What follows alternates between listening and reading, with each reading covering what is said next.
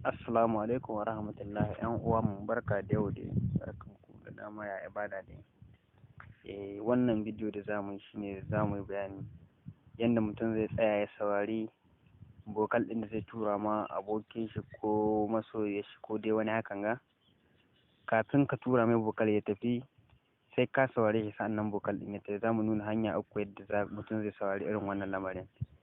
Saboda da yawa cikin mu kowa ya san bokal ba zai ba da dama a tsaya a saurare shi ba bayan sai ya je wajen da aka tura shi sannan yana zai baka dama ka saurara. To yanzu za mu nuna yadda za ka saurare shi tun kafin shi yi wannan.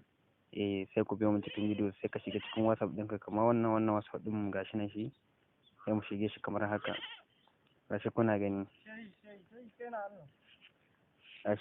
wannan shi na whatsapp ɗin mu kamar haka.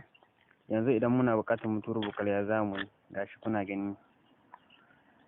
Gashi kun gani mun danna wurin recording, gashi nan muna da ɗaukar maganar mu. Sai ka zaka na hanya ta farko ka tafi gashi nan inda ka ganin sunan mutum da hoto ne, sai ka taɓa wannan wurin kamar haka. Kun gani gashi nan mun taɓa, gashi ya buɗe ke, sai ka koma. Gashi kuna ganin bokal ɗin da muka yi gashi nan ya tsaya bai tafi ba, sai mun saurara sa'annan muna so mu tura, in muka ji akwai kuskure ciki sai mu shahe shi ga wurin shahe nan wannan ita kunya da kuke gani. Gashi kun gani mun danna wurin recording, gashi nan muna da ɗaukar maganar mu. Hanya ta biyu ita ce ga yanda za ka yi shine kamar yanzu ka tar da recording hakan ga yana ta yi ko. Sai ka dawo nan gashi nan sai ka taɓi wannan bokal wanda ka san ya buɗe, sai shi yi magana.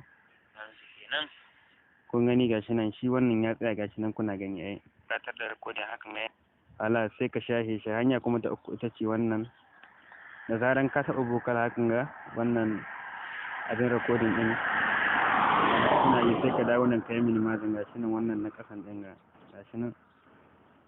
Kun gani sai ka koma. Kun ga bokal ɗin gashi nan bai samu ta ko ina ba. Da fatan yan uwa wannan bidiyo ya birge ku. To a yi mana subscribe sannan a danna mana ƙararrawa ta sanarwa da duk inda muka yi wani sabon bidiyo mai amfani irin wannan za ku gane shi cikin gaggawa. Muna tare. Bisalam.